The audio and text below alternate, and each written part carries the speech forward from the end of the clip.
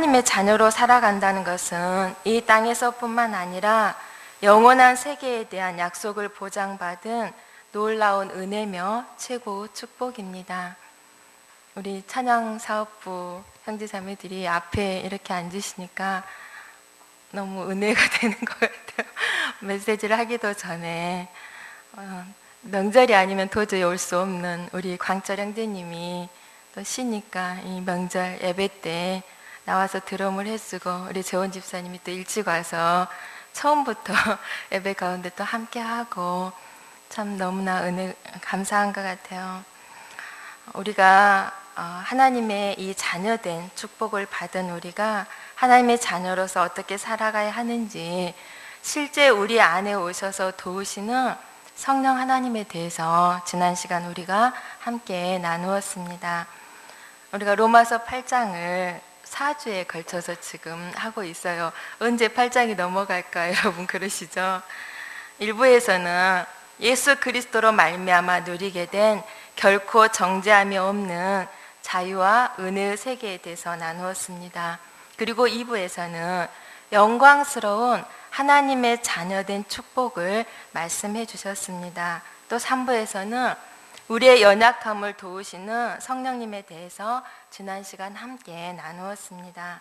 오늘은 이어서 하나님께서 우리 한 사람 한 사람을 어떻게 사랑하시는지, 우리가 이 세상을 승리하며 살 수 있는 비결인 어떤 것으로도 끊을 수 없는 하나님의 강력한 사랑을 이 시간 함께 나누고자 합니다. 우리 각자를 향하신 하나님의 놀라우신 사랑이 우리 마음에 심겨져서 어떤 상황과 환경 속에서도 세상을 넉넉히 이겨내는 하나님의 사랑에 붙잡힌 바 된 자녀들로 살아갈 수 있기를 원합니다. 오늘 말씀이 우리 안에 살아 역사하는 실제적인 능력의 말씀들로 임하여 주시고, 또 이 말씀을 받는 우리 모두가 내게 주신 말씀으로 아멘 하며 그 사랑을 깊이 영접해 드리는 귀한 시간 되기를 기도합니다. 아멘. 이 세상을 창조하시고 지금도 한치의 오차도 없이 세상 만물을 다스리며 주관하고 계신 하나님께 어쩌면 우리는 한 점에 불과한 지극히 작은 존재입니다. 그러나 그렇게 미비한 우리 존재가 하나님께는 세상 어떤 것과도 바꿀 수 없고 비교할 수 없는 전부라는 사실이 여러분 믿어지세요? 믿어지세요? 아무도 대답을 안 하시네요. 로마서 8장 말씀을 통해서 계속해서 우리를 향한 하나님의 사랑을 말씀해 주고 계시는데요. 한 말씀 한 말씀이 너무나 귀하고 소중해서 그냥 넘어가기가 저는 어려웠어요. 그래서 장장 4주에 걸쳐서 8장 말씀을 수요 예배 때마다 지금 함께 나누고 있는데요. 오늘 본문은 그 중에서도 우리를 향한 하나님의 사랑의 극치라고 여겨집니다. 세상의 수많은 사람들 가운데서 우리가 하나님의 특별한 사랑을 입게 된 이유가 30절에 나와 있습니다. 우리 30절 말씀 함께 읽어볼까요? 30절입니다. 시작. 또 미리 정하신 그들을 의롭다 하신 그들을 또한 영화롭게 하셨느니라. 아멘. 우리가 하나님을 알기도 전에 하나님께서 우리를 미리 아시고 택하셔서 그분의 자녀로 부르셨습니다. 이 사실은 설 연휴인 황금 휴일 막바지 저녁 시간에 이렇게 하나님을 예배하고자 피곤한 몸을 이끌고 예배의 자리에 나와 있는 것을 보면 하나님께서 우리를 그분의 자녀로 부르셨음에 틀림이 없는 것 같아요. 이 자리에 나와 예배하는 우리가 어떤 자입니까? 예수 그리스도의 십자가에 흘리신 보혈로 죄인이었던 우리를 깨끗하게 씻어주시고 이제는 의의 자녀라 인쳐주시고 또 우리 안에 성령 하나님이 오셔서 하나님을 아바 아버지라 부르는 하나님의 당당한 자녀로 우리가 살아가게 되었습니다. 이 사실은 우리 모두가 아멘으로 영접하며 믿고 고백하고 있는 사실입니다. 그런데 거기에 덧붙여서 자녀된 우리를 이미 영화롭게 하셨다고 30절에 말씀하십니다. 이 땅에서 살면서 우리는 늘 부족하고 연약하게 우리 모습을 보면 때로는 하나님의 자녀라 말하기도 쑥스러울 때가 많은데, 이런 우리를 주님과 같이 영화로운 존재라고 말씀해 주십니다. 우리 겉사람은 아직 허물이 많고 공사 중이잖아요.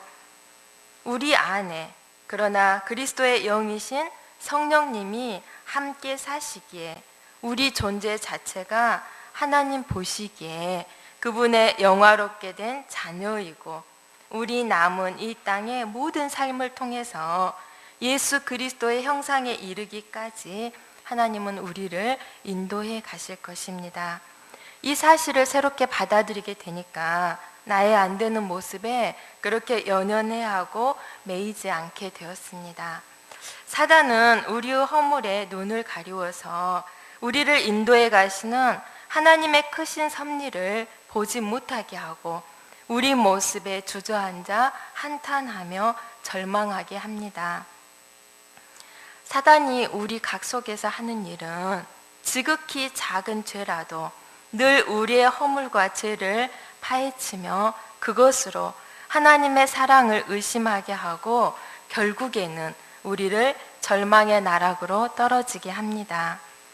말씀을 통해서 하나님의 마음을 제대로 우리가 알지 못할 때 우리는 사단의 속임수에 당연한 것처럼 그대로 넘어가고 맙니다.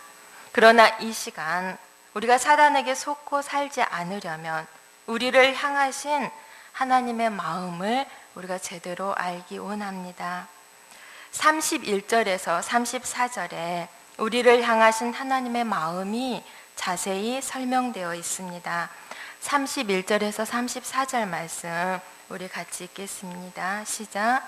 그런즉 우리 대하여 우리가 무슨 말 하리요?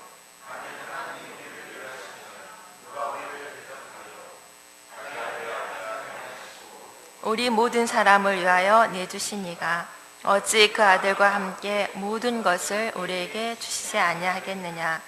누가 능히 하나님께서 택하신 자들을 고발하리요? 의롭다 하신 이는 하나님이시니 누가 정죄하리요?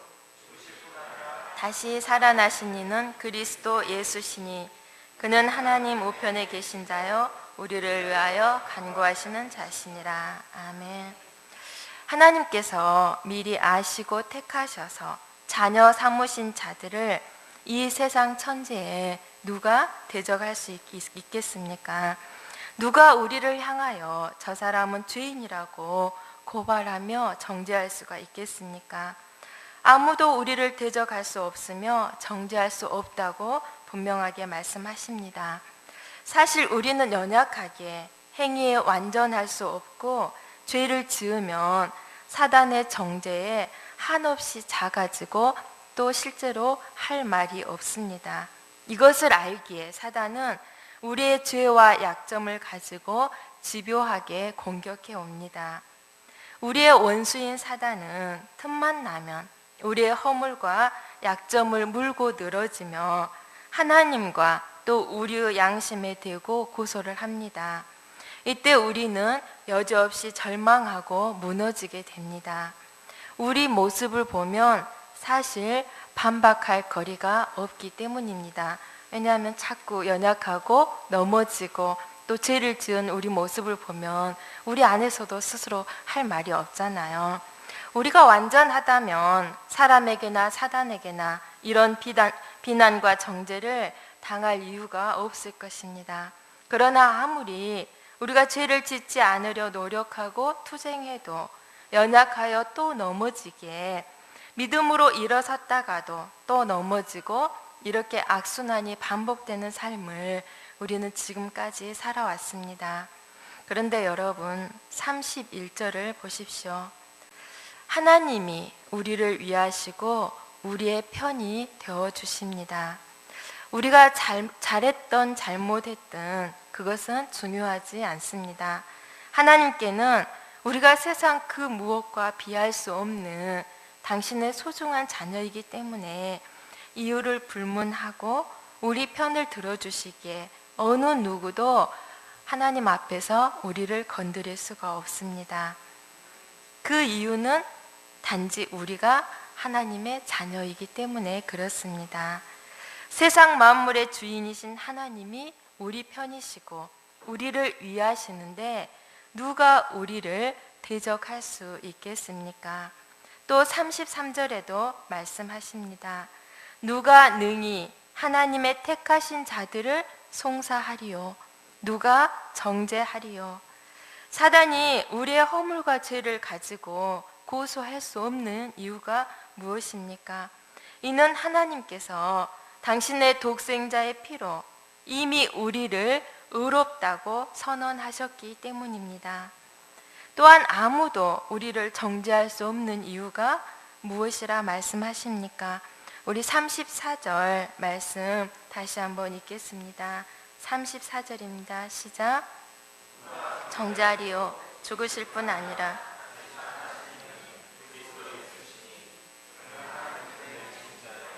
우리를 위하여 간구하시는 자신이라. 아멘.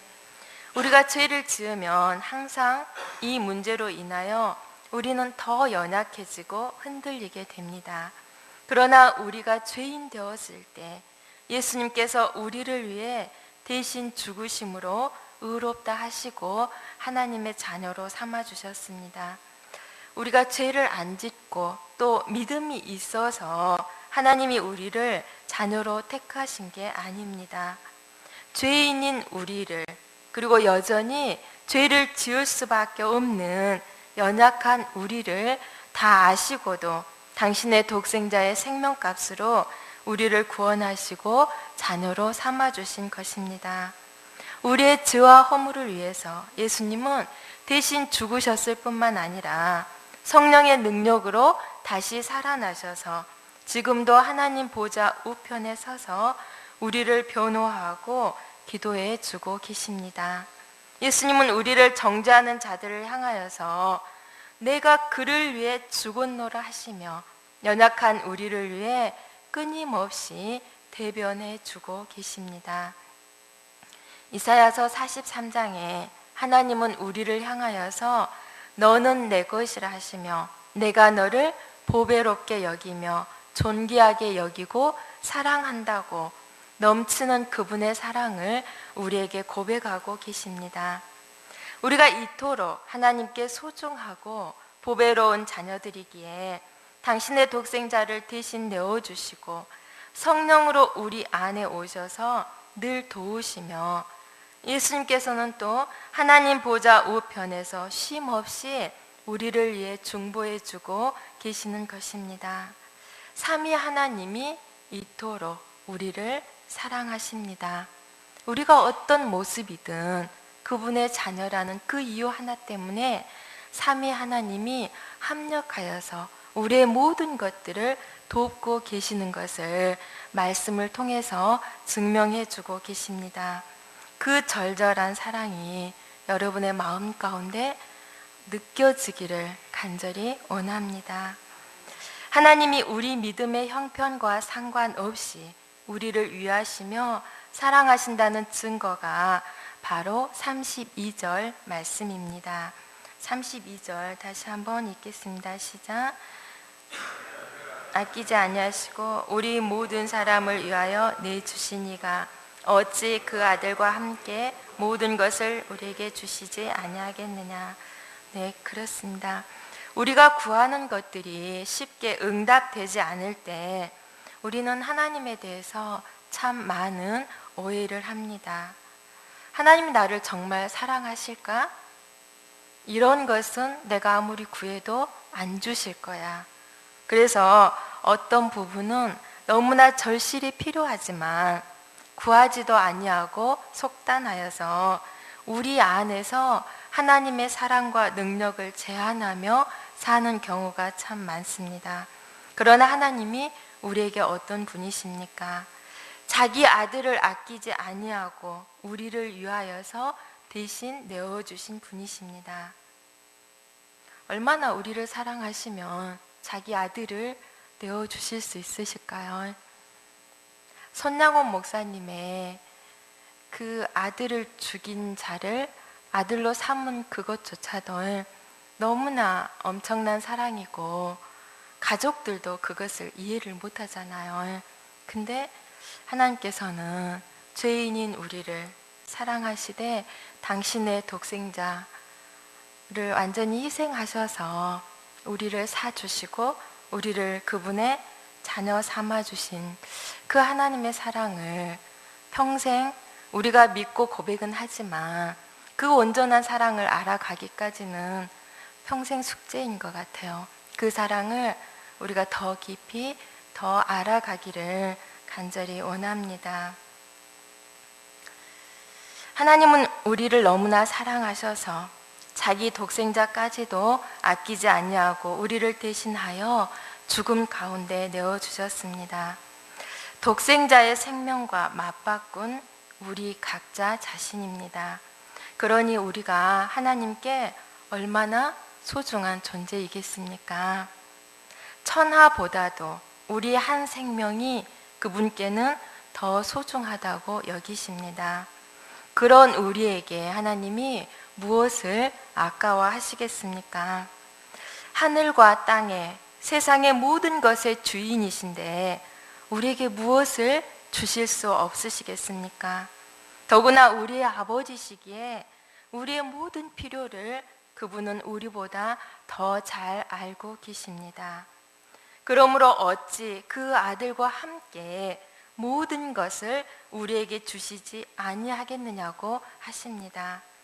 하나님은 그분의 자녀인 우리에게 모든 것을 주시기를 실로 기뻐하십니다. 하늘의 모든 풍족한 것으로 우리 필요를 채워주시고자 늘 대기하시며 우리에게 구하라 하십니다. 여러분, 그런데 무엇으로 여러분의 하루하루를 살고 계십니까? 하나님은 우리가 아버지 집의 하늘 창고를 여는 열쇠인 기도를 통해서 그 아들과 함께 모든 것을 받아 누리는 풍성한 자녀의 삶을 살기를 원하십니다. 영육에 우리 삶에 필요한 모든 것을 아낌없이 부어주시기를 기뻐하신다는 것입니다. 우리가 하나님을 우리의 아버지로 믿고 진정으로 신뢰한다면 우리가 다시 기도의 줄을 붙들기를 진심으로 기도합니다. 새해가 되면 뭐든지 새롭게 시작하잖아요. 예전에는 해년마다 그랬던 것 같아요. 새해가 되면 말씀 붙들고 기도 제목 잡고 열심히 기도하다가 몇 날 못 가서 또 멈추잖아요. 그러면 한 번 더 기회가 오잖아요. 구정설을 기점으로 해서 다시 하나님 앞에 결단하고 새롭게 시작하잖아요. 내일부터 또 한 해 삶이 다시 새롭게 시작이 되어 저와 함께 새롭게 시작해 보지 않으시겠습니까? 지난 한 해 저희 교회가 정말 말할 수 없이 힘들었지만 잘 올 수 있었던 것은 우리가 마음을 합하여서 하나 되어 하나님의 사랑을 매 순간 우리가 붙들었기 때문이라고 저는 지금도 믿습니다. 하나 되어 날마다 아뢰는 우리의 기도를 들으시고 하나님은 우리가 생각할 수도 없었던 가장 좋은 길로 여기까지 우리 교회와 우리 각 성도의 삶을 인도해 주셨습니다. 담임 목사님을 청빙해 놓고 정말 기도로 합심해서 부르짖어야 때가 바로 지금이 아닌가 하는 마음이 듭니다.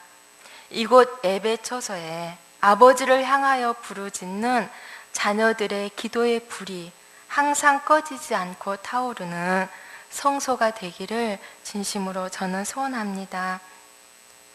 이곳 교회에서뿐만 아니라 가정에서, 직장에서 우리의 거하는 모든 곳이 기도의 처소가 되기를 진심으로 원합니다. 그래서 그 아들과 함께 모든 것을 우리에게 더하시는 아버지 하나님의 사랑을 충만하게 공급받고 누리는 저희 모두의 삶이 되기를 기도합니다. 또한 우리가 하나님께 나아가서 매 순간 기도함으로 하나님의 사랑을 견고하게 붙들지 아니하면 사단은 모든 환경을 통하여서 하나님의 사랑에서 우리를 떼어 놓으려고 가만 놔두지 않습니다. 바울 당시 초대교회 성도들은 실제로 이런 어려움들을 삶 속에서 수없이 겪었습니다. 35절과 36절 말씀입니다. 함께 읽겠습니다. 시작. 누가 우리를 그리스도의 사랑에서 끊으리요? 위험이나 칼이랴. 기록된 바 우리가 종일 주를 위하여 죽임을 당할 양같이 여김을 받았나이다 함과 같으니라. 아멘. 예수를 믿는다는 한 가지 이유 때문에 1세기 성도들은 지하 무덤인 카타콤에 숨어 살면서 굶주림에 추위에 이루 말할 수 없는 시련들을 당해야 했습니다. 때로는 발각되어서 수많은 고문을 당하고 도살당하는 양과 같이 끌려가서 언제 순교를 당할지 모르는 그 상황에서도 그들은 전혀 굽히지 아니하고 오히려 주님을 위해 고난받는 삶을 영광스럽게 여겼습니다. 박해를 받을수록 더 움츠러들고 사그러드는 것이 아니라 믿는 자의 수가 불길처럼 번져갔습니다.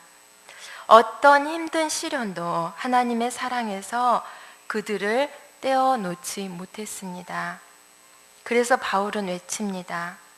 누가 우리를 그리스도의 사랑에서 끊으리요?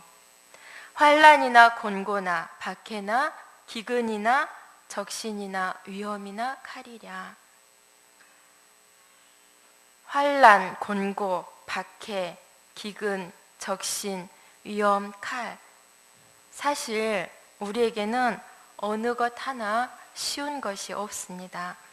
정말 피해가고 싶고 어느 것 하나라도 내 삶에 만나게 될까 봐서 정말 두렵기까지 합니다.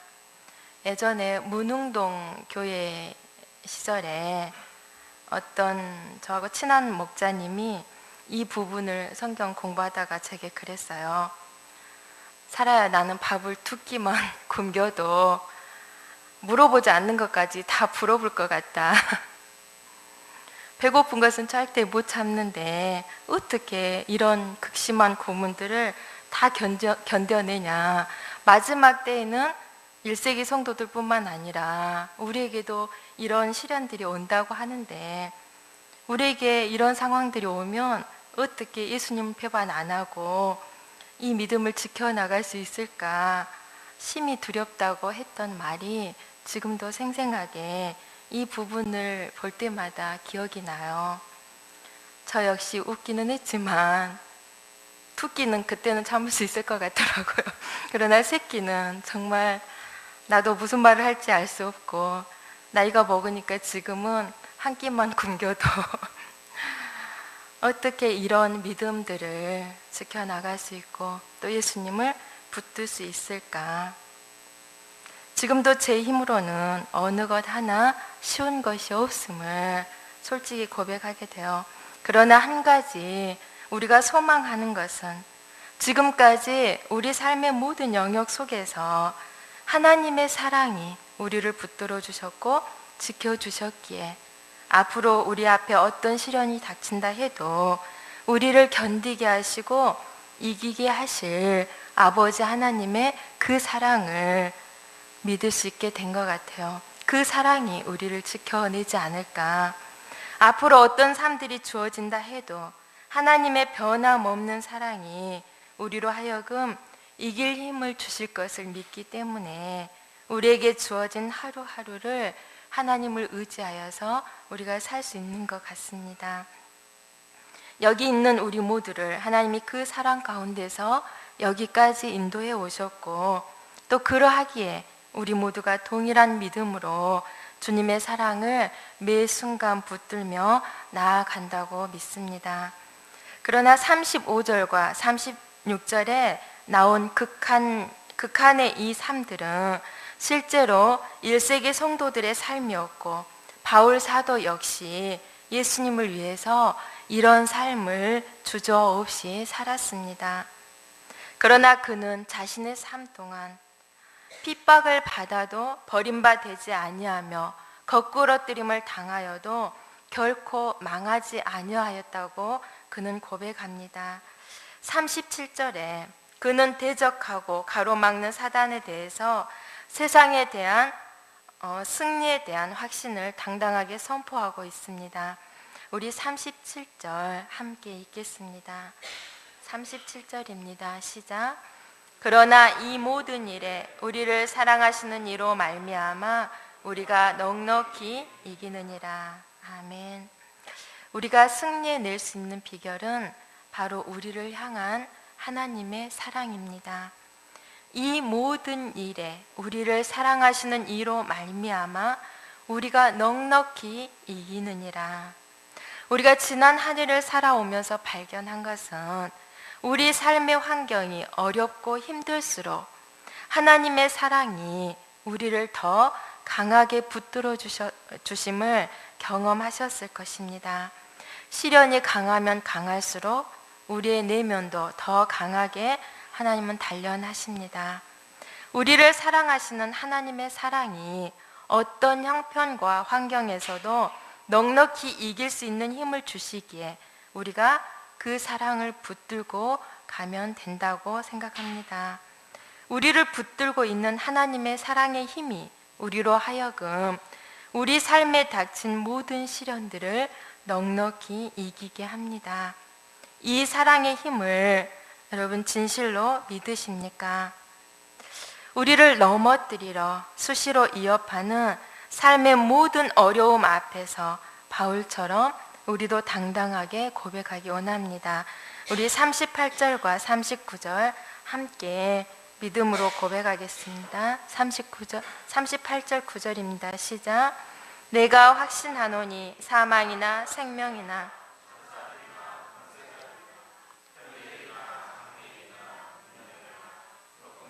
기쁨이나 다른 어떤 피조물이라도 우리를 우리 주 예수 그리스도 안에 있는 하나님의 사랑에서 끊을 수 없으리라. 아멘. 이 38절과 39절 말씀을 현대어 성경은 이렇게 풀이하고 있습니다. 나는 하나님의 사랑에서 우리를 떼어놓을 수 있는 것은 아무것도 없다고 확신합니다. 죽음도 그렇게 할 수 없고 생명도 그렇게 할 수 없습니다. 천사들도 우리를 하나님의 사랑에서 떼어놓을 수 없으며 지옥의 모든 세력을 다 합친다 해도 하나님의 사랑에서 우리를 멀리 떼어놓을 수 없습니다.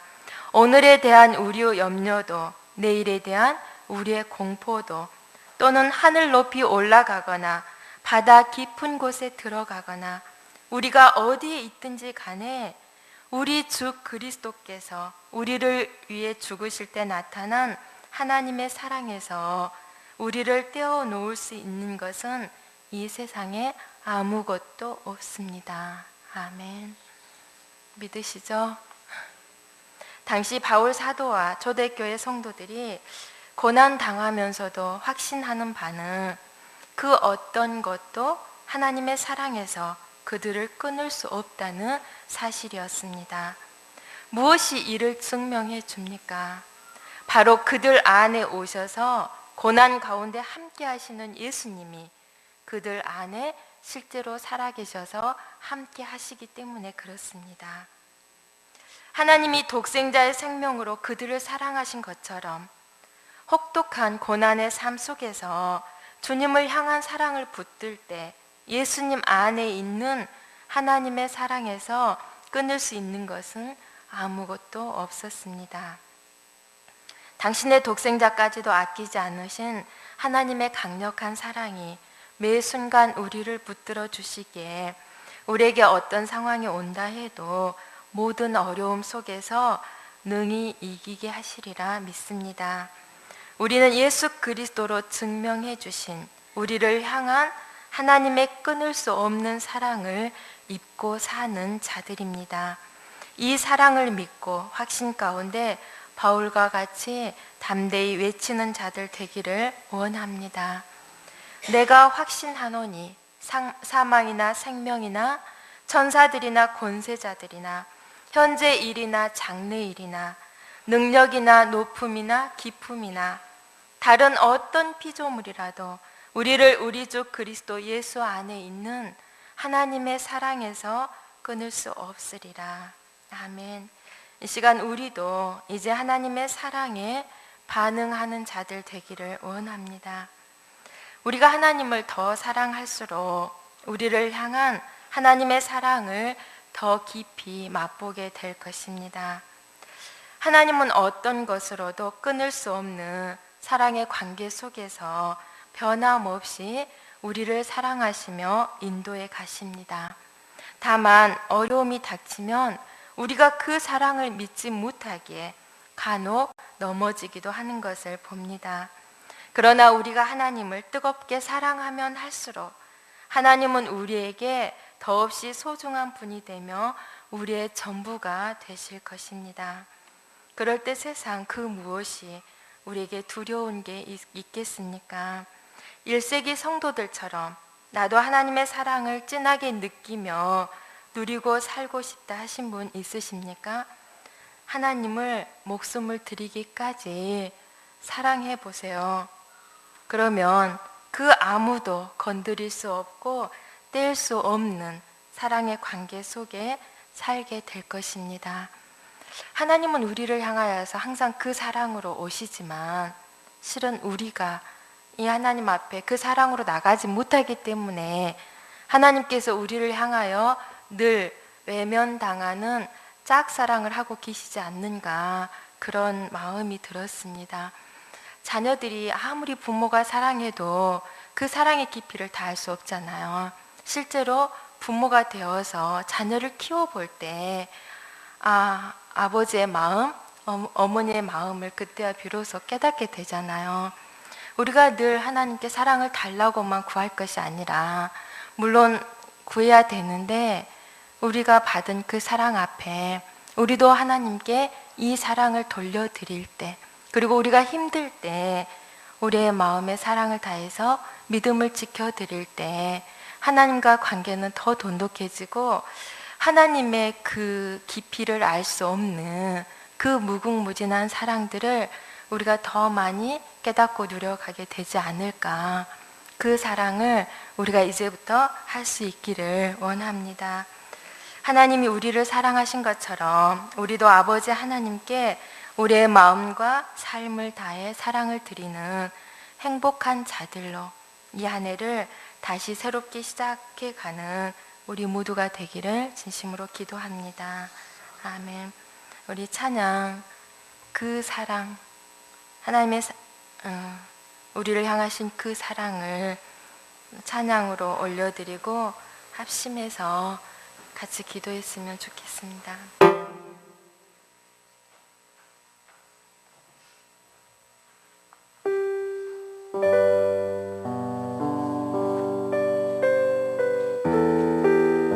아버지 사랑을 우리가 노래하기를 원합니다. 아버지의 은혜를 우리가 노래하기를 원합니다. 그 사랑, 변함없으시고 거짓 없으신 성실하신 그 사랑을 이 시간 우리가 함께 찬양으로 올려드리겠습니다.